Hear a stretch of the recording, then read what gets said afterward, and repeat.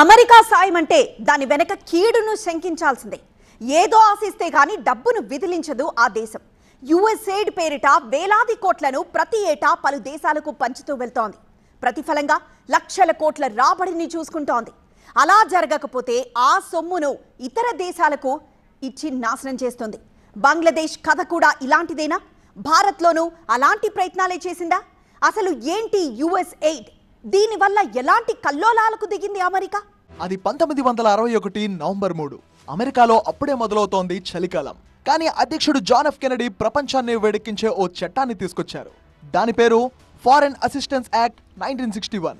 దీని ద్వారా అమెరికా ప్రభుత్వం కష్టాల్లో ఉన్న పేద దేశాలకు డబ్బునందించే కార్యక్రమం జరుపుతోంది.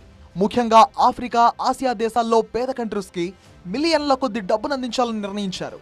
అక్కడ కట్ చేస్తే ఈ మధ్య ట్రంప్ చేసిన ప్రకటన సంచలనం క్రియేట్ చేసింది. యుఎస్ఎయిడ్ నుంచి వేలాది మందిని తొలగిస్తున్నట్టు ట్రంప్ ప్రభుత్వం నిర్ణయం తీసుకోవడమే కాకుండా అసలు యుఎస్ఎయిడ్ ఫండ్ ను 90% దుర్వినియోగం అవుతున్నట్టు ప్రకటించారు. వివిధ దేశాలు అమెరికా నుంచి సాయం పేరుతో దోచుకుంటున్నాయంటూ ఫుల్ ఫైర్ అయ్యారు ఆయన. ఇంతకీ యుఎస్ఎయిడ్ ఫండ్ అంటే ఏంటి? దీని ద్వారా అమెరికా ఏం చేస్తోంది? దాన్ని మంచికి వాడుతున్నారా, వేరే ఆశయంతో వాడుతున్నారా అనేది అక్కడే బయటపడింది. అమెరికా యుఎస్ఎయిడ్ ను ఆఫ్రికా దేశాలకు భారీగా పంచుతూ వస్తోంది. దీని ద్వారా అక్కడ ఆహారం, కనీస సదుపాయాల కల్పన కోసం ఈ డబ్బును సాయంగా ఇస్తోంది. అయితే కొన్ని దశాబ్దాలుగా అమెరికా డబ్బు ఆఫ్రికాలోకి వెళ్తున్నా వారి జీవన ప్రమాణాలు కనీసం పెరగకపోవడంతో ఈ మనీ అంతా మధ్యలోనే ఆవిరైపోతున్నాయి అన్న విమర్శలు వచ్చాయి. ఇక యుద్ధాలతో కుదేలైపోయిన దేశాలకు పునరుజ్జీవనం పొందేందుకు ఈ డబ్బును అందిస్తున్నా అక్కడ అవే పరిస్థితులు కనిపిస్తున్నాయి. ఆసియా దేశాల విషయానికి వస్తే అమెరికా ఈ డబ్బును రకరకాల కారణాలతో ఇస్తోంది. ఆహార భద్రత, ఆరోగ్యం, విద్య, పర్యావరణ స్థిరత్వం, మానవతా సాయం కోసం ప్రభుత్వానికే కాకుండా వివిధ ఎన్జిఓలు, ప్రైవేట్ సంస్థలకు అందిస్తోంది. ఆసియాలో ఈ ఫండ్ ఎక్కువగా ఆఫ్ఘనిస్తాన్, ఆ తర్వాత బంగ్లాదేశ్కే వెళ్తోంది.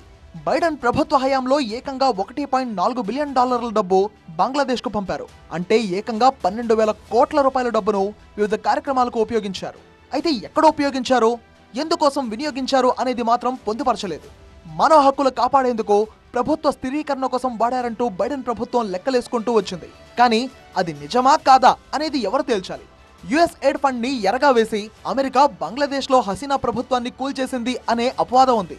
ఈ మధ్య ప్రధాని మోదీ అమెరికా వెళ్ళినప్పుడు TV9 ప్రతినిధి అధ్యక్షుడు ట్రంప్ ను డైరెక్ట్ గా అడిగారు, అమెరికా హస్తం ఉందా అని. కానీ దానిపై సమాధానం దాటేసిన ట్రంప్ బంగ్లాదేశ్ వ్యవహారాన్ని మోదీకే వదిలేస్తున్నా అంటూ సమాధానం ఇచ్చారు.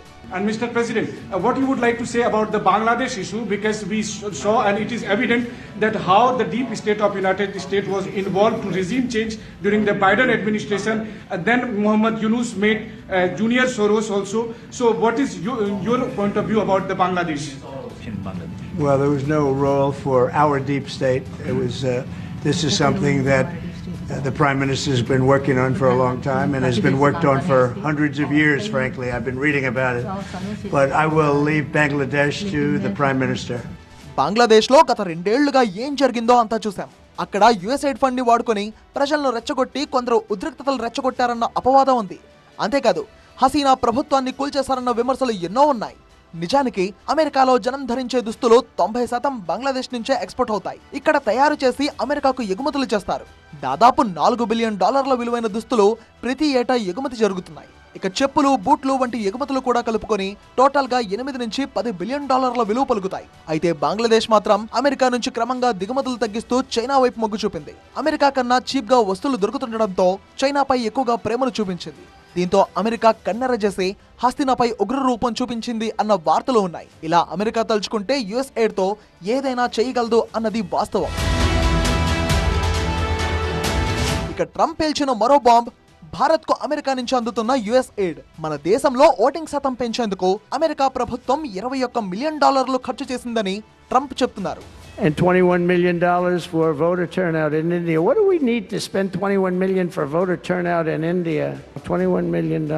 I guess they were trying to get somebody else elected. Well, we ought to tell the Indian government, because when we hear that, $21 million for India elections, $29 million to strengthen the political landscape in Bangladesh.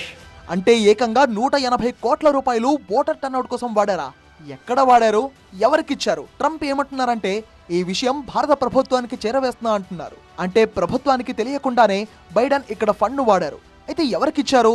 దీని ద్వారా ప్రభుత్వాలను మార్చాలని చూశారన్న comment కూడా Trump చేశారంటే కుట్ర భారీగానే జరిగి ఉంటుందని భావించాలి. $21 మిలియన్ ఆగలేదు. గత ఏడాది భారత్కు $151 మిలియన్ యుఎస్ ఎయిడ్ పేరుతో ఖర్చు చేసింది అమెరికా.